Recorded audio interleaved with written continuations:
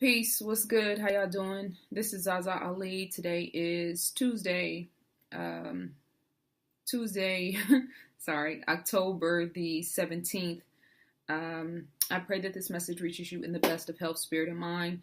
This is the second video that I have done today. This is the third video I've done in 2 days, so I've been talking a lot. I'm going to finish editing the one I did yesterday and put that up, and then I'm going to put the other ones up as soon as I finish this one. But I wanted to put this one up first because it's just an important conversation that's being had right now.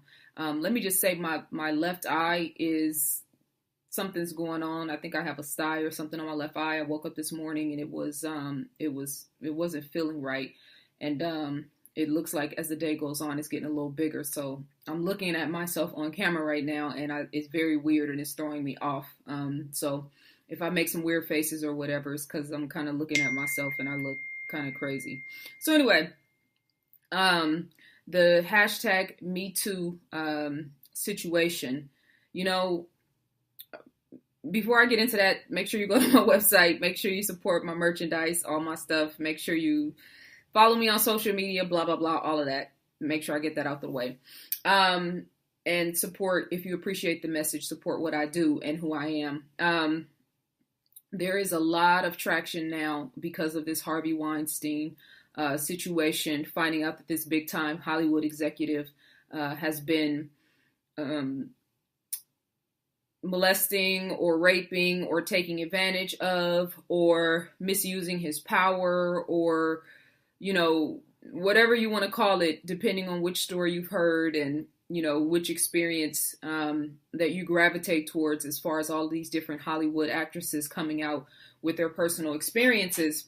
And so now that's opened up the floodgates for a lot of women to come out and talk about different experiences they've had with rape, with molestation. I'm seeing a lot of posts about, you know, women who were younger who were molested as children, and you know, just this tumultuous and perverted society that we live in that takes advantage of girls and women continuously. And I think that, you know, if we look at this, they say some 6 million posts on hashtags on Facebook, hundreds of thousands, 650,000 on Twitter, I think it was. I mean, it's like this real big revelation moment for the world was taking place. And it's interesting because, you know, they say all things are being revealed right now. We're living in the time where it's a time of great deception, but it's also a time of light and, you know, things that have been hidden coming to the light. So this, you know, definitely is an experience that we can put under that category. But, you know, first of all, my heart goes out to all of the women around the world who have experienced this. I've had my own experiences. I can't say that I've ever been molested or raped per se, but I have had inappropriate experiences with grown men when I was younger that just weren't appropriate at all. And I talk about it in my book, Plagues of Dysfunction. I even had a situation when I was like 11 or 12 when I was in Oakland, when I was younger, with a bunch of boys in my neighborhood that, you know, violated me. So my heart goes out to all of the women and all of the sisters and all of the young girls and just women in general. And, you know, it's like when we look at this, and I've even seen people making comments and kind of like, oh, I don't want to hear about that. Oh my God, this is too much, whatever, whatever. But when we look at this reality, like this is real life situations. And I talk about this all the time, you know, how the condition of a lot of our women and our daughters and what's happening in pop culture and how we have to be careful about the messages that we put out and the images that we display, because we are already living in a society where sex and sexuality is being perverted. So if we are adding to that with the message that we send out, particularly celebrities, then we are only digging a bigger hole that we are eventually going to have to dig ourselves out of. And this is what we're looking at right now. There's a big ass gaping hole right now in the souls of women all across this world. And this isn't new. I'm not saying anything that hasn't been known. It's just that we don't care. We don't care about our daughters. We don't care about women and protecting them on a global scale. It's really sad, and this is why you can understand why movements like feminism today take root. You can understand why there is a lot of anti-male energy on social media, and you can understand why the Women's March, in opposition of Donald Trump, why all of these things have taken place. They're not always done in the best manner, or sometimes not with the best intent, but there is a climate now that warrants women standing up for themselves and saying enough is enough.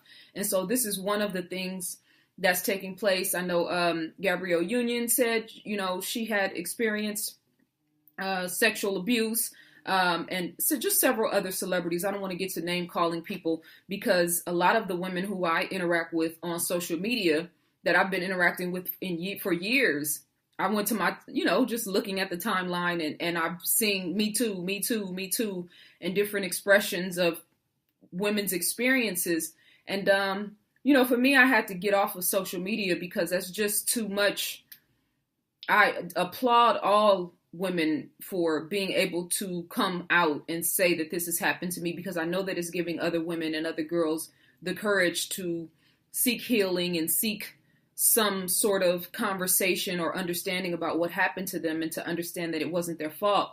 For me, every time I see it, it's just like a traumatic experience that's magnified. And even if I don't know you personally, to know that you had to experience that, it's not like I feel happy that you're able to express yourself, but I feel reservations because I'm knowing that all of these women have experienced these traumatic things.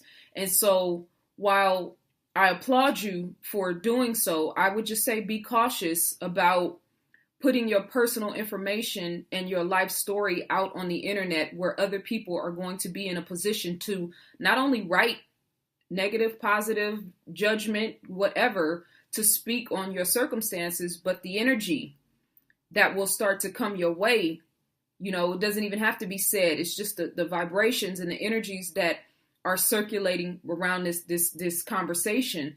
I've been talking a lot, and in the other video I did that I'm going to post after this one is called "Should Gay Black Men Separate Themselves from Black People, the Black Community?" And this is a question that a gay black man posed to me, or a statement that he made. But I was talking about, mass consciousness, and about the things that we think about, and the things that we talk about, and the things that we focus on. It's creating a world for us. So this conversation right now is creating a world, and hopefully we are moving towards creating a world where our daughters can feel protected, where our women can feel protected and loved and cared for. But, unless we've sought out some sort of healing and some sort of clarity on what has happened to us, a lot of times when we talk about this without an end game, we are creating ripples in a pond that will create future things for future generations, and even things in our own lives. You cannot get stuck in the experience. So if you are on social media or talking about this conversation, hashtagging Me Too, it's very important that you have already sought out some sort of healing, or some sort of clarity, or some sort of understanding for yourself, because it's not going to happen on social media. It's a spark right now to have a conversation. I think that's good.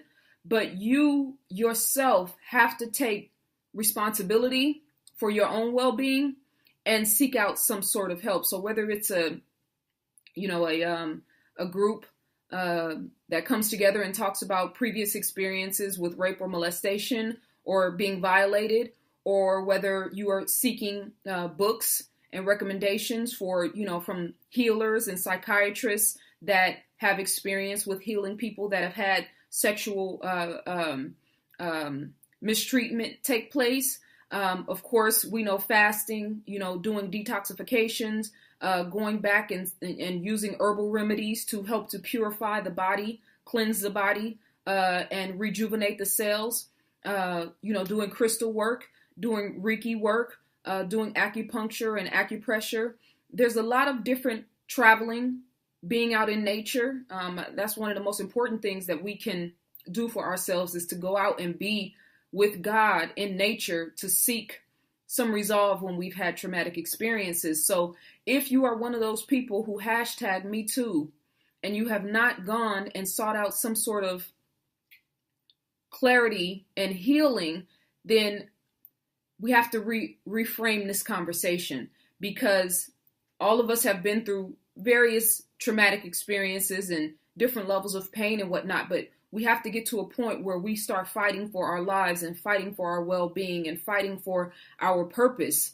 So I just wanted to say that, and I'm not, knocking anyone who's doing that. I applaud you for having the courage to do it. I know you're opening yourself up to a lot of negativity. Social media is a swamp of just madness. So why I'm sporadically on and off.